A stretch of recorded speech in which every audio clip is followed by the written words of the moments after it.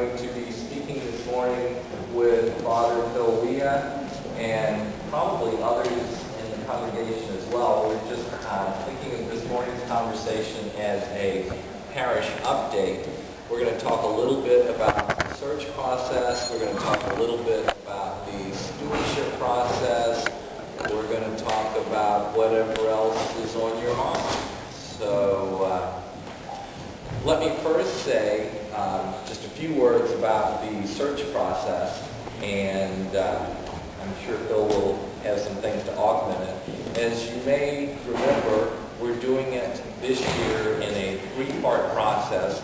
The first part is underway, the strategic planning component, and some of you attended the 9 o'clock service. Others of you will see at the 11 o'clock service. Joan Pepin is making an announcement, hi Joan, before each of the services and inviting participation, letting you know some upcoming activities for that. The Strategic Planning Committee is really getting a sense of where the congregation has been, where the congregation is, and where the congregation would like to go, and providing that input to the second phase of the process, which is the Profile Committee.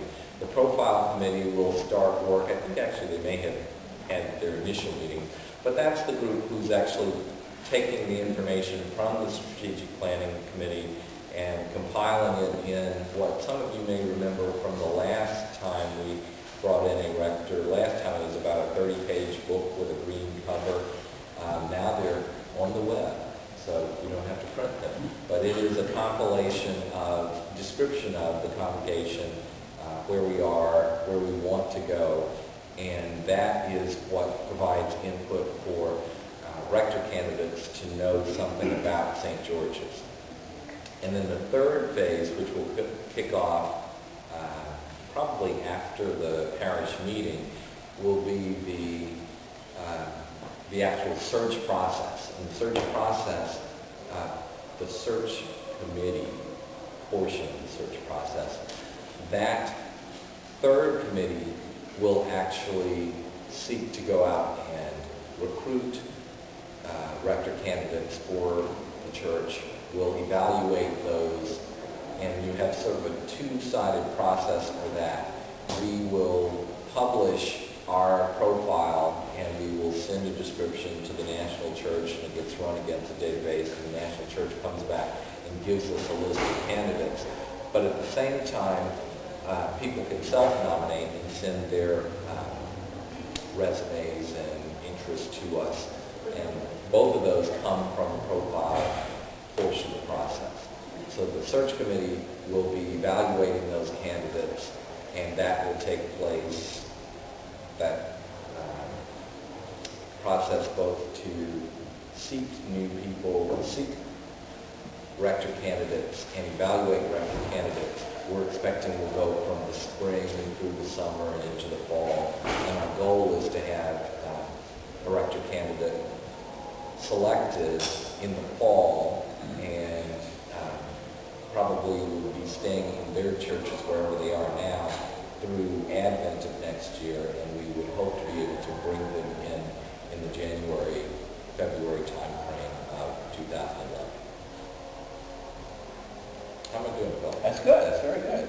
That's about right. It's good that we're on the same page. Yes, that's good. I can embellish all of that. Please embellish. I will. The strategic planning process began in September, and I have met with strategic planning pretty much every Monday since the middle of September, and we have had some very good and very deep conversations about the nature of this parish. Some of them have been discussions of worship, and some have, in program elements of the church. Are they working? Are they not working? We try not to do evaluation because that's not our job, but we do try to figure out what is at the heart and soul of St. George's. We devoted a fair amount of time in the first 4 sessions in trying to understand what the core values are of St. George's, the core identity of St. George's now and going forward. It's very hard to get at that in a parish because it's like asking fish to discuss the water they swim in. You're so steeped in it, it's hard to see. The people who can see it best are the people who've arrived most recently. And fortunately, we do have one relative newcomer in strategic planning who's been very helpful at pointing out to us some of the differences between St. George's and other churches. So that is a key part of the process. The part that's coming up that Joe will be making the announcement about is the survey. I know this parish has done a lot of surveys, but even in the last several years. The quality of the profile directly impacts the quality of the search, of the actual search of the record. And the quality of the profile largely comes from the quality of the data that goes into it. So therein implies the importance of the survey and also the conversations that will take place in small groups, which is part of Joan's announcement. I won't go into that, but participation in that process is very important. So everyone in the parish has a chance to give input to the search committee 3 different ways. One is the survey. Another will be face-to-face meetings with members of the strategic planning team. And the third is simply your own initiative to talk to or email a member of that team. I think that's one of the things I want to add. The process is going forward just fine to this point. There are, I think, in my opinion, some very important things that the parish will need to eventually come to some consensus about. Not necessarily before you select a rector, but the conversation has to be ongoing. And certainly has to be ongoing with candidates for the position of rector.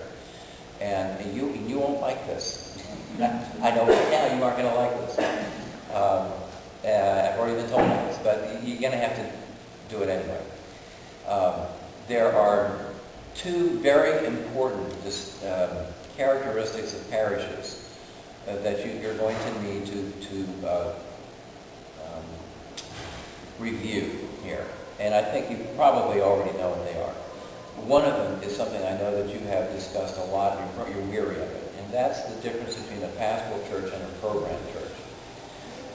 You can switch the labels around and call them other things, but there are very important differences between those 2 kinds of parishes that impact everything. They impact everything, almost everything about a parish. Impact how it is you go about making decisions, but more importantly, what the role of the rector is. And churches are always of 2 minds about that. The other is this church a primarily suburban church or primarily an urban church? There are some important distinctions between those 2 that need to be covered. That's an easier transition to make than program and then pastoral to program, but that's also an important thing to consider. Let me say one more thing about that transition of pastoral to program-sized church. It's difficult. It's very difficult, even once a church decides that, yes, we do want to grow, which is the key word, unfortunately. They do want to grow and are willing to grow, which means being open to change. It still is hard because it requires a change of all of the mindset of the folk who are already there. It means growing large enough that not everyone in the congregation is going to have a one-to-one relationship with the rector. There are just so many people one priest can know and know well. Priests may know pretty much everybody's name, but may or may not have a close relationship with everybody. There's just a limit, an upper limit to how many people. That's why we have assistant